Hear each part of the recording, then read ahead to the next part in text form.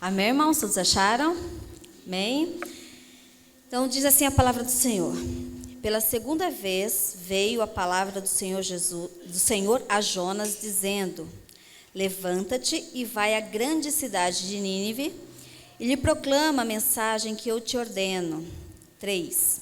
Levantou-se, pois, Jonas e foi a Nínive, segundo a palavra do Senhor. Ora, Nínive era uma grande cidade de 3 dias de jornada. E começou Jonas a entrar pela cidade, fazendo a jornada do dia, e clamava, dizendo: ainda 40 dias e Nínive será subvertida. E os homens de Nínive creram em Deus e proclamaram um jejum e vestiram-se de saco, desde o maior deles até o menor. A notícia chegou também ao rei de Nínive, e ele se levantou do seu trono e, despindo-se do manto e cobrindo-se de saco, sentou-se sobre as cinzas e fez uma proclamação e publicou em Nínive, por decreto do rei e dos seus nobres, dizendo: não provem coisas alguma, nem homens, nem animais, nem bois, nem ovelhas, não comam, nem bebam água.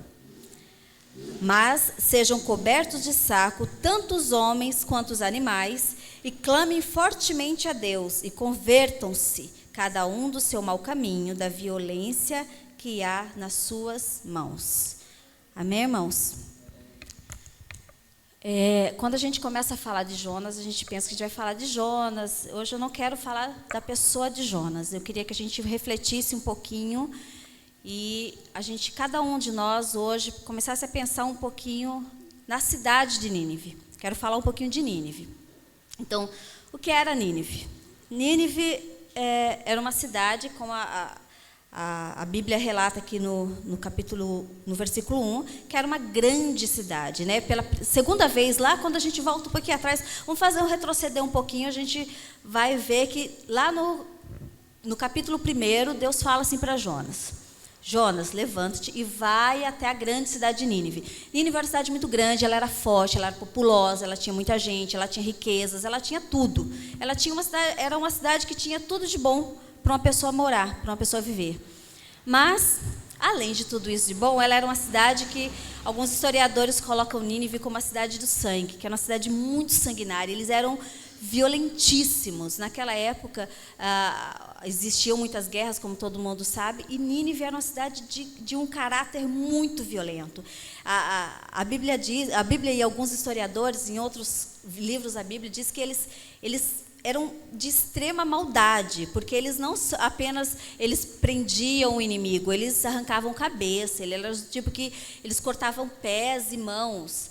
Tem historiadores que dizem que eles tinham o hábito também de arrancar a pele das pessoas vivas. As pessoas estavam vivas e eles tinham a pachorra de arrancar a pele da pessoa, furavam os olhos das pessoas, elas vivam ainda, porque a ideia, eles eram tão sanguinários que eles queriam que a pessoa sentisse dor mesmo.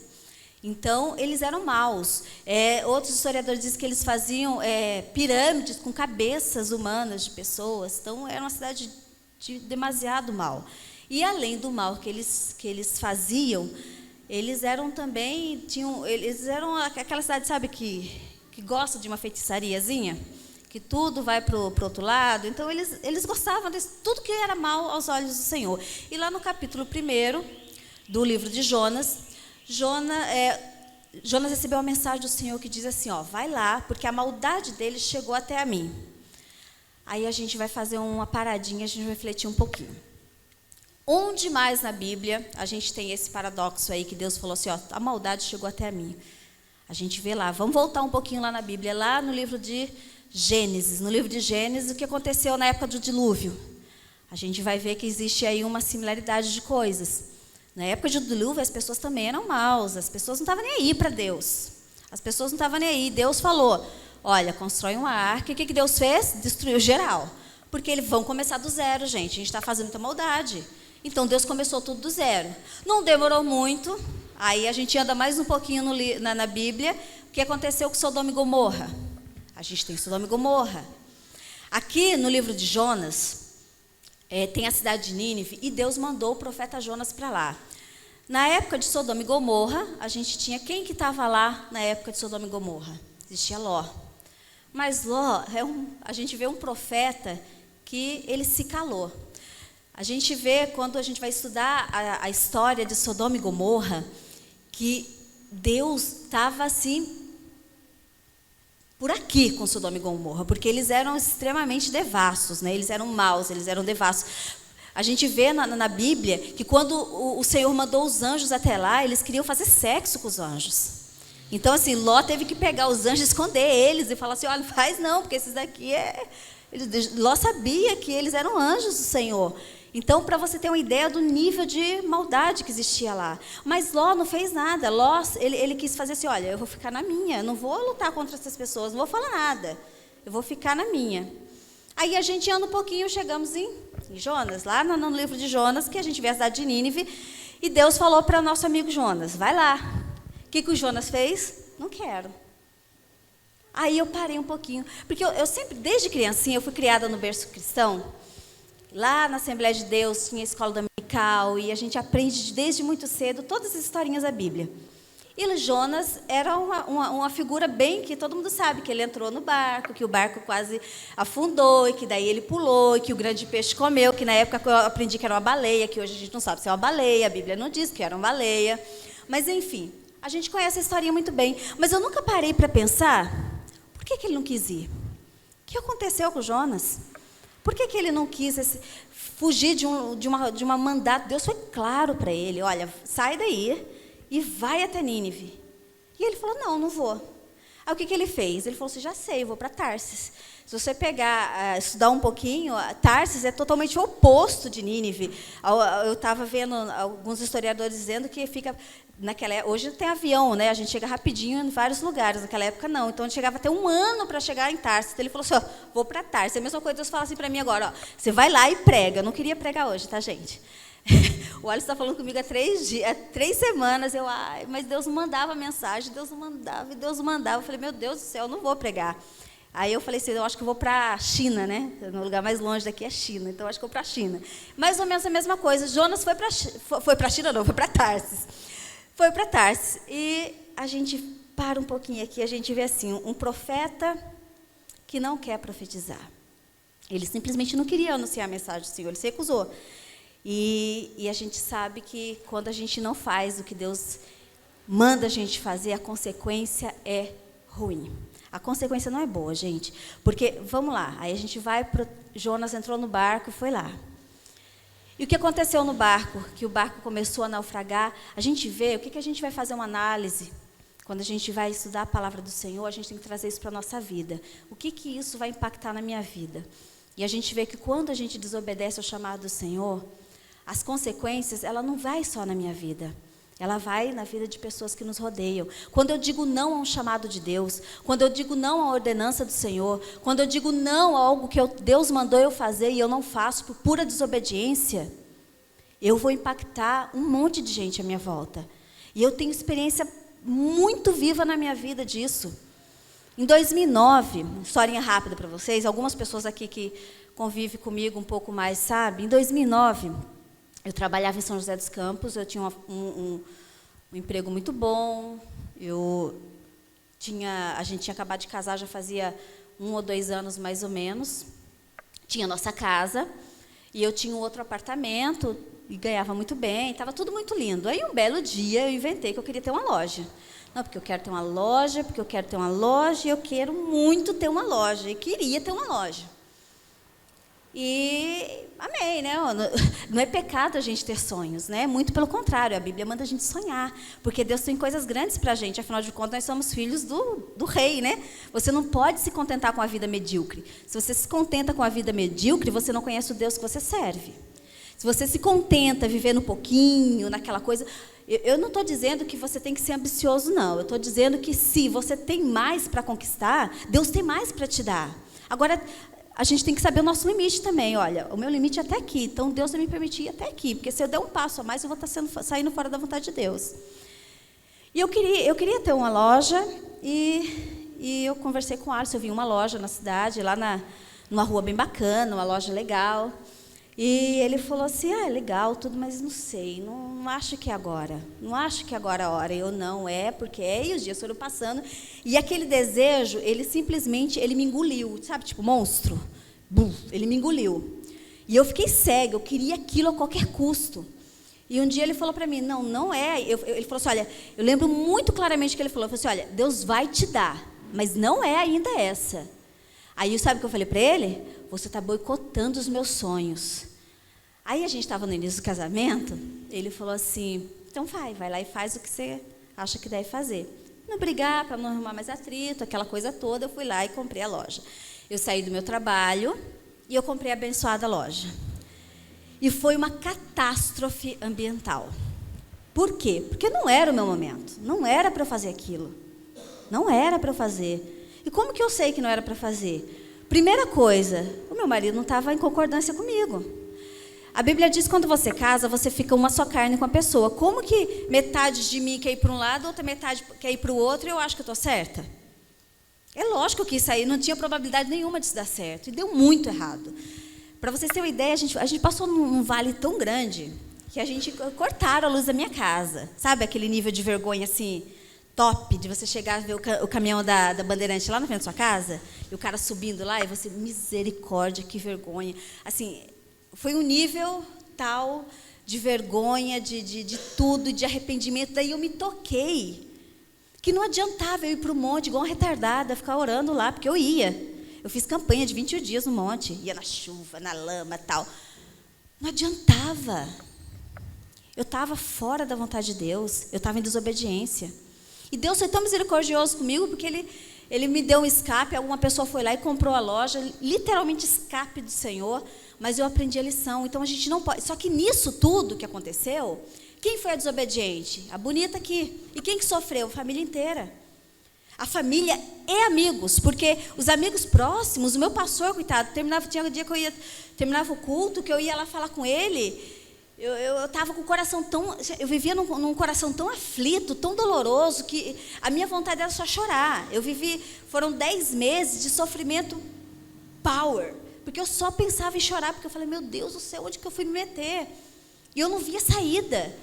Eu perdi meu apartamento com essa história toda, eu perdi minha rescisão inteira, foi uma lambança geral, mas Deus teve misericórdia de mim e tirou daqui, mas desobediência. Então eu sei o que é isso. Quando você desobedece ao Senhor, não adianta, você vai ter um resultado negativo. E não adianta depois ficar orando, porque você vai ter que colher aquilo que você plantou.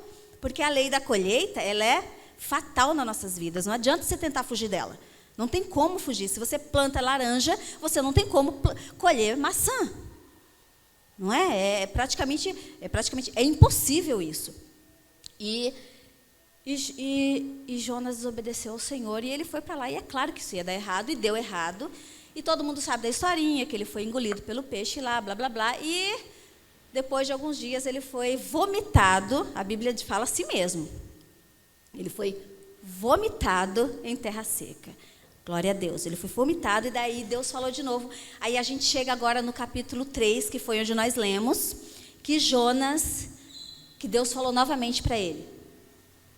Olha que chique. Primeira vez que eu bebo na canequinha aqui. E daí a gente chega no capítulo 3 e Deus fala assim para ele. Deus volta a dizer, né? Volta, vai lá para a grande cidade de Nínive e prega a minha palavra. E Jonas falou, tá bom, eu vou. Aí a gente vê no versículo 4 que ele foi. E ele foi contra a vontade dele. Jonas, gente, se a gente começar a fazer um apanhado um pouquinho da personalidade de Jonas, ele não era um cara bacana. Ele não era um profeta legal, um profeta... Sabe aquele profeta amoroso? Ele não era. Ele era um cara, pelo jeito assim, ele era meio ranzinza, ele era grossão. E ele já não queria fazer, por quê? A gente entra um pouquinho sobre o Evangelho da Graça.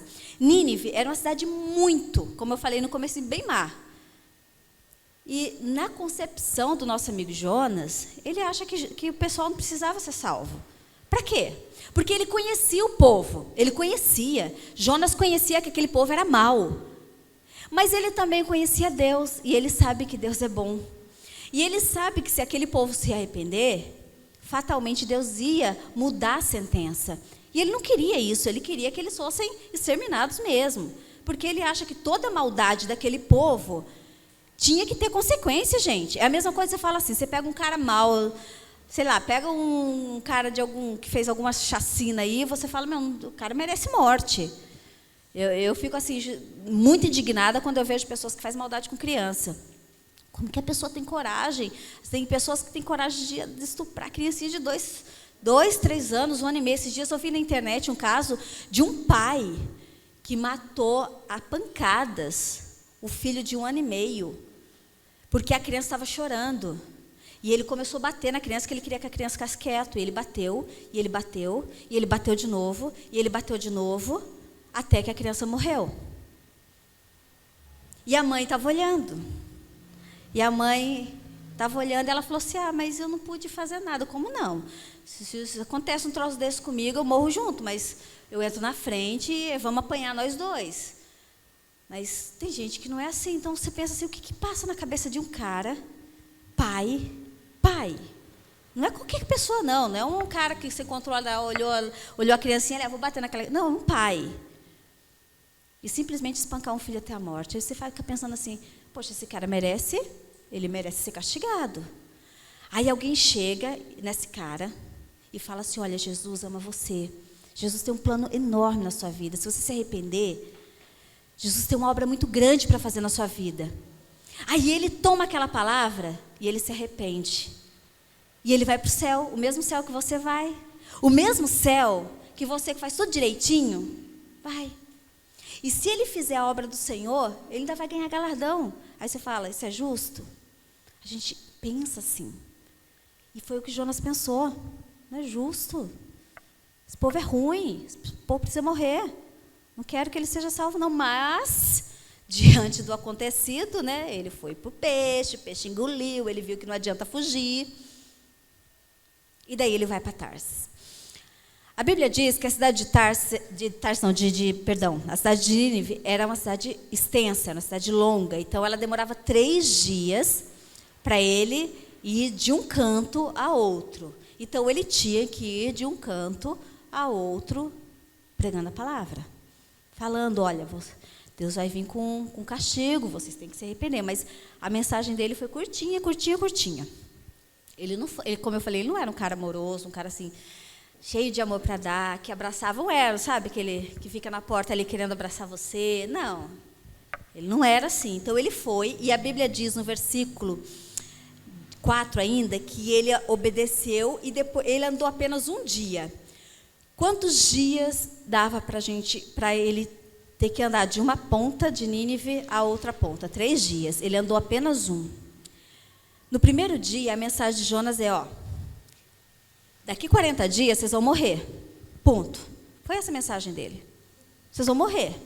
Tipo assim, a casa caiu, perdeu o Playboy, não tem mais o que acontecer, já era. Perdeu. Vocês perderam, mano. Acabou. Ele não falou nada, olha, se arrependam, não sei o que lá. Nem o profeta João Batista, que era duro também, que chamava a galera de raça de víbora, foi tão sucinto quanto Jonas. Jonas falou assim, daqui 40 dias vocês vão morrer. E acabou. E o povo creu.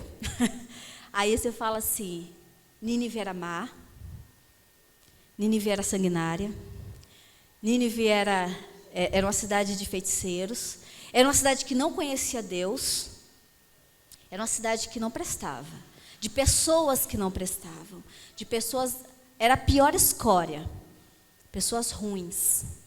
E um dia que Jonas pregou, o povo se converteu. Aí a Bíblia diz assim, que eles se converteram e eles rasgaram as suas roupas. Naquela época, tinha assim, a gente vê vários pontos na Bíblia que quando as pessoas queriam se humilhar, é um ato de humilhação. Elas rasgavam suas roupas, se vestiam de pano de saco e elas se quebrantaram perante o Senhor. Elas se arrependeu. E assim, Jonas não precisa, ele nem fez o trabalho dele inteiro. Você vê a má vontade do camarada, que ele nem andou os 3 dias. Ele foi extremamente má vontade. Deus mandou ir, fui. Fiz, tchau. E acabou. Quer dizer, Deus não pode falar para ele que ele não fez, porque ele foi lá e fez. E as pessoas se arrependeram. As pessoas se arrependeram. A Bíblia diz que um dia de pregação de Jonas, eles se quebrantaram. E eles se arrependeram. E eles não quiseram mais isso para eles. E agora, aí vamos pegar para a nossa igreja hoje, para a nossa vida. Vamos parar de pensar um pouquinho no povo de Nínive. Vamos parar. E vamos fazer um paralelo com a gente aqui. A gente tem o amor de Deus. A gente tem o sacrifício da cruz. E a gente tem o evangelho de amor.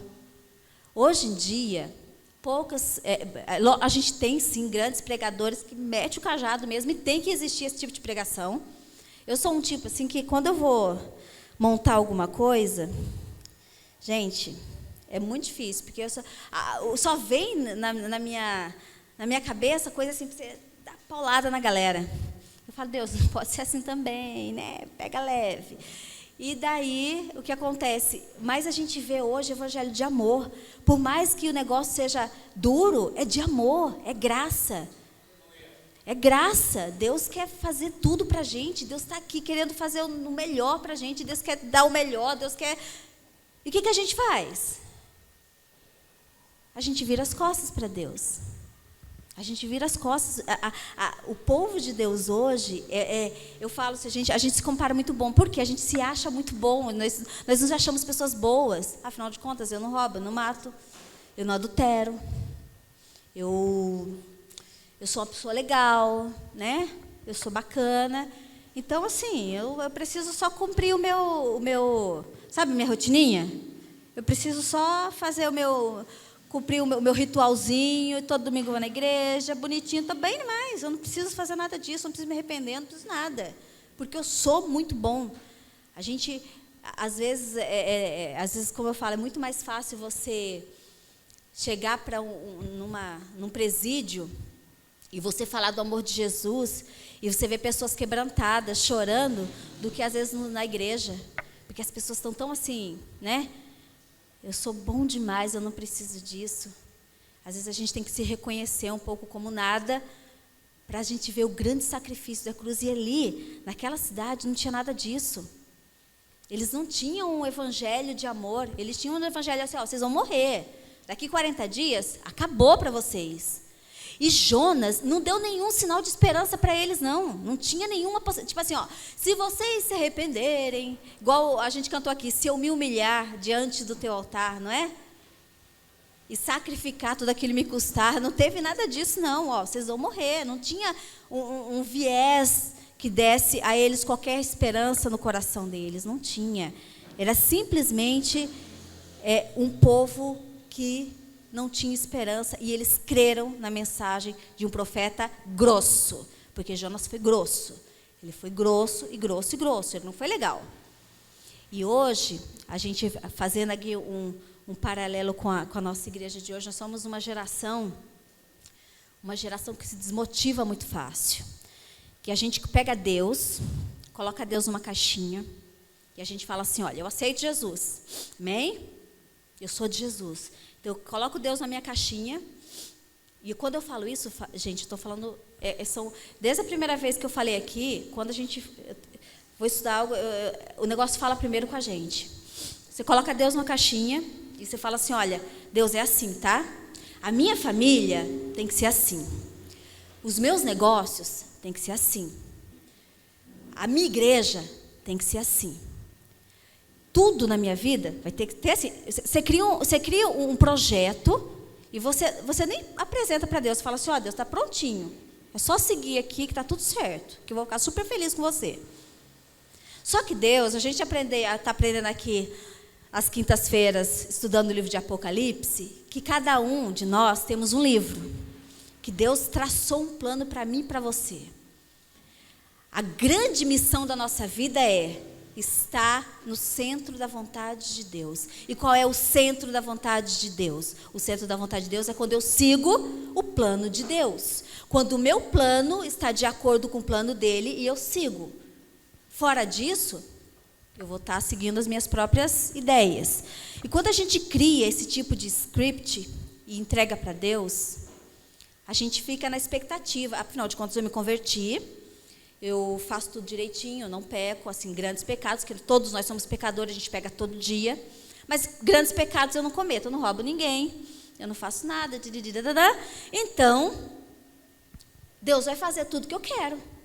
Afinal de contas, eu estou fazendo a minha parte, né? Eu vou na igreja todo domingo. Eu não vou nos outros dias, porque eu não tenho tempo. E outra coisa que a igreja faz hoje em dia, a gente pega Deus e a gente tenta adequar Deus no nosso tempo, não é? Se der tempo, eu faço isso para Deus.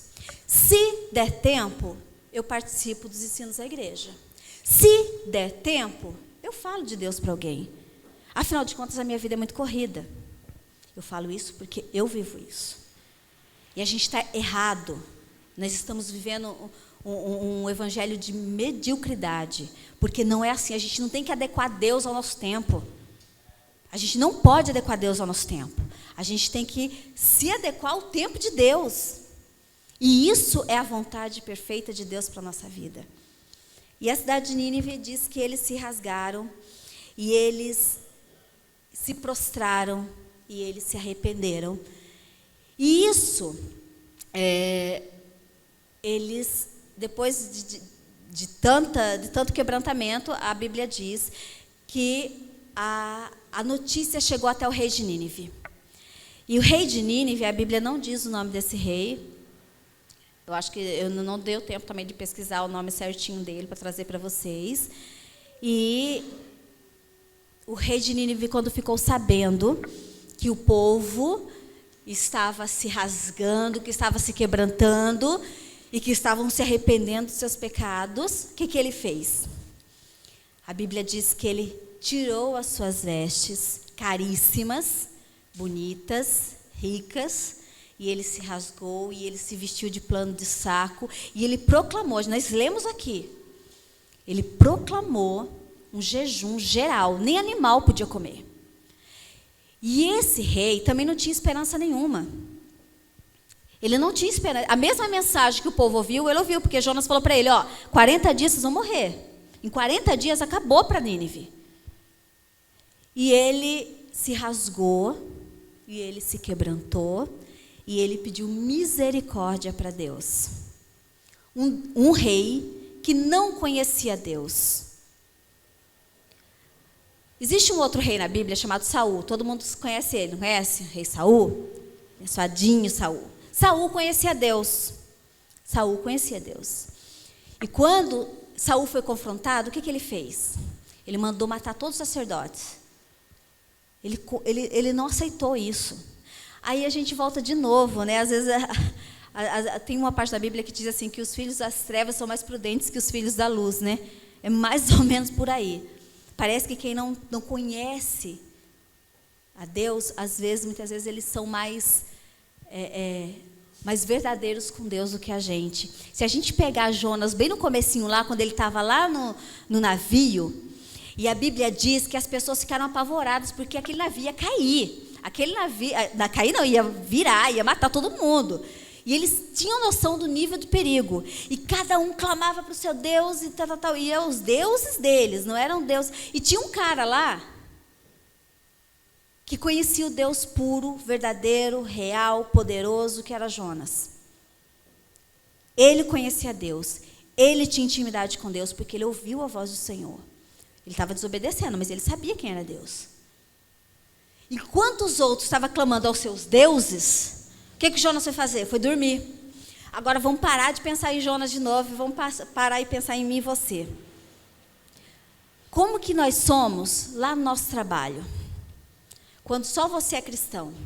Lá na faculdade, quando só você é cristão. Ou lá no seu lar, quando só você é cristão. Quando a coisa aperta, quando o problema acontece, qual é o seu proceder? O meu proceder é de deitar e dormir? Deixa aí, o problema não é meu. Quantas vezes eu já vi pessoas verem pessoas pecando, indo para o inferno, e você fala alguma coisa. Eu não posso me meter, o problema não é meu. Gente, como o problema não é seu? Como não? Quantas almas? A gente vê que quando a gente desobedece a Deus, pessoas morrem. E quando pessoas morrem, não é só pessoas morrem fisicamente, não. Morrem espiritualmente.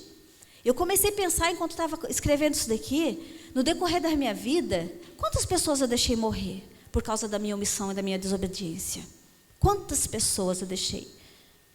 Porque a gente faz isso, não é da minha conta. Não quer, a gente quer ser muito polido, né? Porque nós somos muito educados.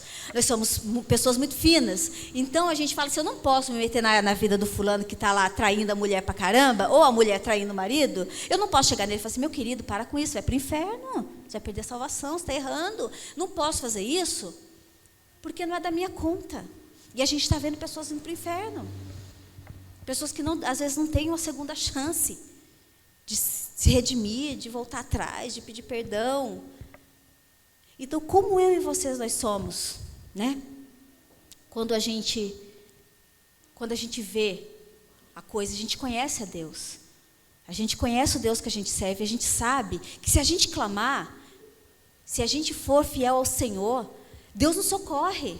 E muitas vezes a gente deixa correr solto. Um dia eu estava comentando, acho que foi no RIP em casa, que é muito complicado. Às vezes a gente serve o Senhor e muitas vezes a gente fala assim, aí chega uma pessoa para você ajudar e a pessoa está quebrado financeiramente e você também está um pouco, mas o negócio está indo, o negócio está meio ali, e a pessoa chega e você, irmão, estou quebrado, preciso de ajuda, estou passando por muita dificuldade, aí você abraça aquela pessoa, não, irmão, vamos orar junto. Vamos a gente estar junto, Deus vai te ajudar, Deus vai te dar vitória. E você, realmente, seu coração fica contrastido com aquilo. Você quer, né, você quer ajudar aquela pessoa. Aí Deus faz um milagre na vida da pessoa, a pessoa vem contar a bênção para você. Irmão, você não tem noção o que Deus fez. Deus fez isso e isso e isso. E aquele problema financeiro que eu tinha, acabou, não tenho mais. Aí o que acontece com você? Seu coração fecha. Aí você fala assim, por que Deus fez para ele, não fez para mim? O que ele tem de melhor?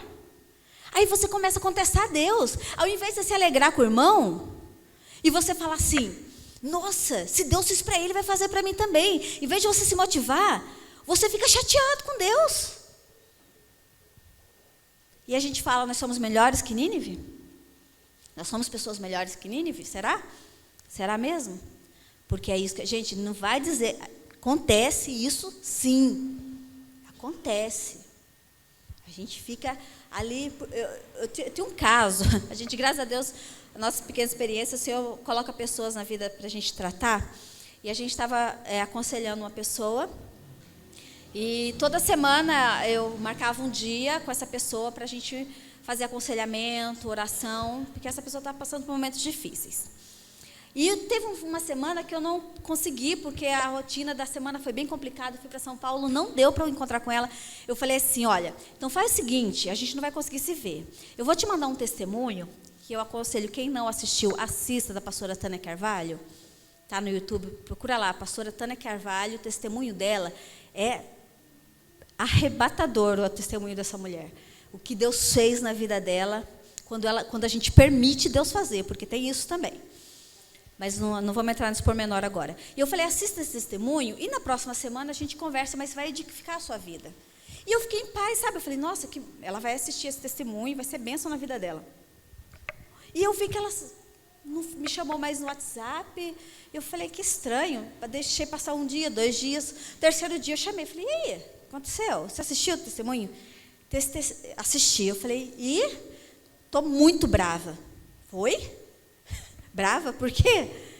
Por que você está brava? Como que pode Deus fazer isso na vida dela e eu aqui pagando um pau do caramba? Falou desse jeito. Gente, diante de Deus, que eu parei um tempo e eu fiquei assim, eu falei, e agora? Como assim? O testemunho foi para edificar a vida da pessoa e ela inverteu tudo. Ela falou, não, como que Deus fez a vida dela tão rápido, as coisas assim, tudo aconteceu, a mulher saiu do nada e agora é juíza. Não é assim que as coisas aconteceram, vai pesquisar a vida, isso aí é para edificar a sua vida. Vocês entenderam como nós somos piores que Nínive? E a gente pensa que não, que a gente é muito bonzinho? Vamos seguir mais à frente. E no versículo 6, como eu falei, diz que o rei se vestiu de pano de saco, e a gente fez esse paralelo todo com o rei Saul, que é um rei que ele conhecia Deus, e ele, infelizmente, ele não serviu a Deus como ele deveria servir. E a gente volta para os nossos dias atuais, falando de igreja, falando de pessoas, falando de modo de vida, e a gente pensa assim, a gente não quer mudar. Nós somos pessoas que a gente é resistente à mudança. Então, o que a gente quer hoje? Por isso que existem tantas igrejas hoje. O ideal, é lógico que existem igrejas com características diferentes, e eu acredito sim que cada pessoa tem um lugar certo para servir. Falamos sobre isso terça-feira no RIP aqui na igreja. Eu acredito piamente que Deus tem um lugar certo para cada um de nós, porque cada um de nós somos ferramentas de Deus. Nós não podemos nos ver como pessoas isoladas, que a gente vive o nosso mundinho. Não, a gente faz parte do corpo de Cristo e cada um tem uma função. A minha função é tirar a cadeira daqui, colocar uma em cima da outra e depois terminar o culto. Você está trabalhando para o Senhor. E a minha função hoje foi trazer a palavra. É uma responsa, mas essa foi a minha função hoje. E se amanhã a minha função for varrer o chão da igreja, também eu estou trabalhando para o Senhor de igual forma. Mas a gente não quer coisas pequenas. A gente quer coisas grandes, a gente quer aparecer, a gente quer holofote, a gente quer notoriedade. E a gente vive o evangelho hoje de rotina. A gente tem a nossa rotinazinha, que a gente vai na igreja e a gente deixa, e a vida vai levando. Mas segunda-feira, eu sou a mesma pessoa. Eu sou a mesma pessoa no trabalho, eu sou a mesma pessoa em casa. Eu penso assim, já que a gente... essa foi a mensagem de reflexão para mim e para você. Pensa o seguinte, será que você abrir uma célula lá na sua casa, um RIP lá na sua casa, você tem coragem de bater na porta dos seus vizinhos e falar assim, vem participar de um RIP na minha casa? Eles vão ou eles não falam com você? Porque você, não me dou muito bem com a maioria dos meus vizinhos. Não me dou bem com a pessoa, sabe? No sangue não bate. Que tipo de pessoas nós somos? Será que a gente está transmitindo o evangelho de mudança? Porque eu acredito que quando a gente se converte e a gente vive a vida de Cristo, você não pode ser mais rancoroso. Você não pode ser mais briguento, por mais que o seu interior seja... Eu falo isso por mim, porque eu sou uma pessoa extremamente raivosa. E eu tenho que me controlar, porque eu tenho que viver o amor de Cristo. Então, a gente não quer mudança. A gente sabe que a gente tem que orar. Tem oração aqui na igreja toda segunda-feira. Mas eu não oro. Eu não oro aqui e eu também não oro em casa. Se você não ora aqui e você ora em casa, glória a Deus por isso. É isso aí, Deus quer isso de você. Mas eu sei que a Bíblia diz que a gente tem que orar para a gente evitar, para a gente criar, sabe aquele campo de força? Porque o inimigo, ele está ao seu derredor. A Bíblia diz que ele anda ao seu derredor querendo pegar você. A primeira vaciladinha ele te pega. Aí ele te pega, às vezes, você nem sabe que é o inimigo. Às vezes acontece coisas para te deixar chateada, tirar sua paz. E você pensa assim, foi coisa do acaso. Você está vigiando? Porque a gente sabe que a gente tem que orar, só que a gente não ora. A gente evita, a gente vai assistir filme, a gente vai brincar com o filho, vai fazer tudo. Mas a gente não faz a nossa obrigação espiritual, o nosso deverzinho de casa. É difícil de fazer. A gente sabe, a Bíblia diz assim, olha, tira a trave do seu olho primeiro, para depois você tirar a trave do olho do seu irmão. Não é assim que a Bíblia diz? Que a gente tem que olhar para si mesmo? Mas o que a gente faz? Você viu o camarada lá? A gente enfia o dedão na cara da pessoa primeiro. A gente faz isso o tempo todo. A gente não se rasga, a gente não se humilha. E a gente quer mais de Deus. A gente quer que Deus faça o melhor, que Deus faça isso, que Deus faça aquilo. E Deus quer fazer, porque todo o evangelho, mesmo quando ele é de destruição, o objetivo dele é salvar a sua vida. A gente começa a ver, voltando lá para a época do dilúvio, Deus queria matar todo mundo? Não, Deus não queria matar todo mundo. Por isso ele mandou fazer a arca. Se todo mundo lá, na hora que Noé estava construindo a arca, falou assim, vai chover, galera, vai chover. Se o pessoal falar assim, opa, vai chover? Esse negócio está diferente, aí eu acho que eu vou acreditar nesse velhinho. E se convertesse, eles iam entrar na arca, eles não iam morrer. Mas eles não quiseram. O evangelho é de redenção. Sodoma e Gomorra, quando Deus foi avisado lá, a ideia era salvar Sodoma e Gomorra, mas eles não quiseram. Assim como a ideia era salvar Nínive. A diferença é que Nínive quis. Nínive quis, e eles aceitaram, e eles não foram destruídos. Para você ver que o evangelho é redenção. O evangelho é resgate. Mas eu preciso querer esse resgate. Né? Não adianta eu viver uma vida de mentira, sem mudança, e eu querer que Deus faça tudo para mim, porque não vai acontecer. Porque Deus tem princípios. Porque se Ele quebrar princípios dele, Ele não é Deus.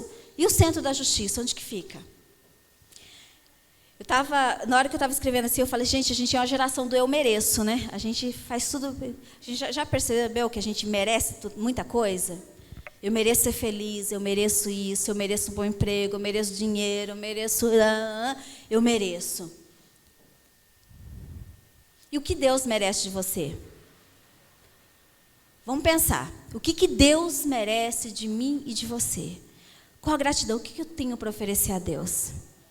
2 horinhas que eu fico sentada aqui, e ainda fico contando o relógio, meu Deus do céu, demorando para caramba esse negócio. Preciso ir embora. Final das Olimpíadas está aí, né? O encerramento, quero ver. Será que ela vai terminar até as 8? A gente dá para Deus muito pouco. E o que eu queria que a gente pensasse nessa semana é: será que eu estou fazendo o meu melhor para o Senhor? A gente sempre fala de dar o melhor para o Senhor, né? Mas a gente não faz. A gente não faz porque a gente tem preguiça. Eu gostaria que a gente saísse daqui com aquele pensamento assim: olha, eu preciso mudar. Eu preciso mudar. Eu preciso mudar. Ou você muda de Deus. Então, ou você muda de vida, ou muda de Deus, porque Deus não aceita coisas pela metade. Deus não aceita um evangelho medíocre. E, gente, a gente está vivendo os últimos dias da igreja na terra. Jesus Cristo está aí. Todos os sinais estão aí que Jesus Cristo vai voltar. Eu acredito de verdade, sem querer mentir para vocês, eu acredito que nós somos a igreja do arrebatamento. E glória a Deus se a gente for a igreja do arrebatamento. Eu quero viver isso. Mas o arrebatamento está aí, a gente está aqui, ó. No nosso mundinho de faz de conta. A gente não está dando atenção para as coisas que realmente são sérias. E isso é pecado. Sabe o que a Bíblia diz? Quando eu posso fazer e não faço, eu estou pecando. Há 3 semanas atrás, o Alisson falou assim: vai pregar. E eu não queria, gente, porque, olha, é muito mais confortável estar sentada aí. É confortável demais do que você estar aqui e numa responsabilidade de estar transmitindo. Tem que estudar durante a semana. Eu tenho 2 pessoas aqui que trabalham comigo, sabe como a minha semana é power? E daí, a gente vê que os dias não dá. O tempo que eu poderia estar em casa, sábado e domingo, eu estava estudando. Me preparando. Porque eu não sou pregadora, né? Eu estou aqui transmitindo a palavra do Senhor. Aquilo que a Bíblia diz que aquilo que você recebeu, você tem que dar. Então, depois, o Alisson falou assim, eu falei ontem para ele, fui mandar a mensagem, não veio, Deus não falou ainda o que quer que eu fale. Daí ele falou assim: eu posso pregar amanhã, mas você vai estar se omitindo. Aí eu falei: ops, quero pecar não. Quero não. Então eu estou aqui, por obediência. Mas, gente, está na hora de mudar. A gente não pode mais viver vida de mentira. A gente vê crentes mentirosos. Crente que mente deliberadamente, sem medo nenhum de que nada aconteça. Gente caloteira, crente caloteiro. Não deveria, né? Deveria ser: aceitou Jesus, dá o seu CPF aí que eu puxar sua ficha. Porque não pode. O pecado não é você dever. Dever todo mundo deve. Sabe onde está o pecado? Você se esconder da dívida. Aí você troca o número do celular para o camarada não ligar mais para você. Quem vive de aluguel muda de casa. Porque daí o cara vai bater lá com a cartinha de cobrança e não te acha. Isso é pecado. Pecado é quando você tem um dinheirinho, em vez de você pagar a sua dívida, você vai para a praia. Eu mereço. Não é assim? O evangelho do eu mereço? Ah, eu mereço. Você merece. E Deus tem o melhor para você, mas primeiro pague suas contas.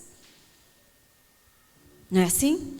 Eu falo isso porque eu devo também, mas eu pago as minhas contas. Não é pecado dever. O pecado é você se eximir da responsabilidade que você uma vez firmou. O que a gente aprende, gente, para a gente finalizar com a história de Nínive. Que quando a gente se humilha, Deus aplaca o furor dele.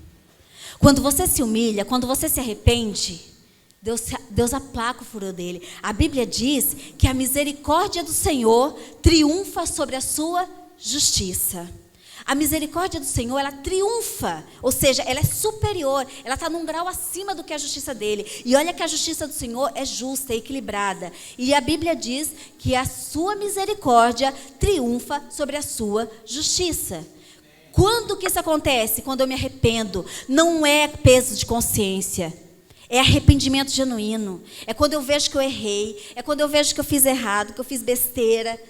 E eu não quero mais fazer isso. E eu entrego, falo, Senhor, me perdoa. Eu não posso mais fazer desse jeito. Eu não posso mais ser assim, me ajuda. Mas eu não tenho convicção, eu não consigo fazer sozinha. Vocês já viveram isso? De falar assim, eu não consigo fazer sozinha. E eu falo, você tem que ser sincero com Deus. Tem que falar assim, eu não consigo fazer isso sozinho. E Deus vai te dando força, te dando graça. Isso é o que Deus quer de mim e de você. A mensagem de Deus, ela, como eu falei, ela é de transformação, ela é de juízo, mas ela é de transformação de vida. Você não pode dizer, eu sou assim mesmo, há 40 anos eu sou assim e ninguém vai me mudar. Então você não conhece Deus. Você não serve o Deus que transforma. O Deus que transforma, Ele transforma coração duro. Ele transforma marido ruim. E se esse cara não se transformar, Deus é capaz até de levar ele. Porque Ele vela pela sua felicidade e pela minha. Porque Deus quer que você seja feliz, Deus quer que eu seja feliz. Mas Ele quer que eu viva uma vida de transformação, uma vida de mudança. Ou então você fale, seja sincero, eu não quero esse Deus. Ou eu mudo. Eu não quero que Deus me mude, então eu não quero esse Deus. Eu não quero cumprir tabela. Vamos parar de cumprir tabela. Vamos servir a Deus de coração. Sabe ser apaixonado? Sabe aquela coisa do seu coração arder, de você ficar assim, meu Deus, como eu sou apaixonado por ti, eu não vejo a hora de chegar o dia do culto. Porque a gente está aqui não é para receber, a gente tem que estar aqui para dar o meu melhor para Deus. Mas a gente recebe todo tipo de desculpa para não estar aqui. Porque não é prazeroso. E se não é prazeroso para você, faça uma reflexão da sua vida hoje. Se não é prazeroso estar aqui, entra no seu quarto ou no seu banheiro e fala com Deus, Deus, eu não estou conseguindo sentir prazer de estar na tua casa. Me ajuda. Pede ajuda para Deus. Mas não seja hipócrita de achar que está tudo bem. Porque não está. Você não pode sentir raiva de ir para a igreja. Puxa, hoje é dia de culto, eu não acredito. E achar que você está, é tudo certo. A gente não pode achar isso, eu já vivi isso. Eu já vivi isso, de chegar domingo, eu não acredito, queria estar em casa. E a minha vida espiritual estava bem? Eu achava que estava. Só que não estava.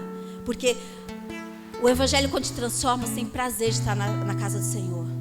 Você tem prazer de fazer as coisas para Ele. Eu comentei, sexta-feira agora a gente teve o Cineaba aqui, e eu falei com o Renato, eu falei, quando a gente está na presença do Senhor, quando a gente está fazendo as coisas de Deus, dá vontade de você largar a mão da empresa e fazer tudo para o Senhor. Dá vontade, mas você tem que conciliar as duas coisas, né? Você tem que saber que a sua vida não para. Mas as coisas do Senhor é tão importante quanto você ir lá na fábrica todo dia e marcar o teu cartão. As coisas do Senhor, o culto, as coisas de Deus, você falar de Deus para um amigo, você dar bons testemunhos lá no seu trabalho. É tão importante quanto qualquer outra coisa. Quanto tirar uma boa nota na faculdade, quanto ser promovido no serviço, quanto tudo isso. Vamos parar da gente querer só se sentir bem. Se você quer se sentir bem, vai pro shopping. Shopping é lugar gostoso, tem praça de alimentação, tem lojas, vitrines. Vai para um parque. Você quer se sentir bem? Vai para um parque. Se você quer ser confrontado, venha para a igreja, porque o evangelho é de confronto. Você tem que ser confrontado pelo Espírito Santo, porque Deus quer te levar para um patamar muito maior. Mas Ele só vai te levar para um patamar maior quando Ele te confrontar até o máximo aqui. Porque Ele não pode te levar para um patamar maior se você não tiver sido lapidado de uma forma completa. Deus, Ele quer te levar, mas Ele vai tratar sim. Abra o seu coração, trate com o Senhor. E se prepare, porque o juízo do Senhor é reto, é maravilhoso, é justo. Faça a sua parte, que Deus vai fazer a dele. Eu sempre falo, todo mundo que me conhece fala assim, ó, Deus move céus e terra para te dar uma bênção. Ele muda até país de lugar, Ele muda tudo para te dar uma bênção. Ele muda diretor de empresa, eu já vi, já aconteceu comigo. Ele muda diretor de empresas, Ele muda gente. Hoje Deus muda de coisas pequenas para fazer. Lá eu vivo isso na minha empresa constantemente. Deus usa às vezes um pedido desse tamanho, daqui a pouco eu estou com um contrato gigante. Estou vivendo isso porque Deus cria situações para te abençoar. Mas Ele não move uma palha Ele não move para fazer a sua parte. A sua parte é você que tem que fazer. E se você não fizer, não adianta chorar, não adianta se humilhar. Você vai ficar com o joelho com uma crosta desse tamanho de tanto orar. Você pode ficar magro feito um palito de tanto fazer jejum. E sabe o que vai acontecer? Nada. Porque a sua parte é você que tem que fazer. Então, que essa noite a gente reflita sobre o que eu tenho que fazer para Deus e como eu estou sendo para Deus. E que a gente deguste isso e que o Senhor fale mais no coração de vocês. Amém? Vamos parar de crucificar Deus. Toda vez que eu desobedeço, eu estou crucificando Jesus. Hoje é um dia que a gente vai provar um pouquinho do corpo e do sangue do Senhor. E é um momento de você parar e pensar assim, eu não quero fazer com Jesus o que os fariseus fizeram há 2016 anos atrás. Eu não quero ser culpado do sangue do Senhor. Então não crucifique o Senhor de novo com as suas atitudes. Vamos ser fiéis ao Senhor para que Ele nos coloque num patamar maior do que a gente já está. Amém?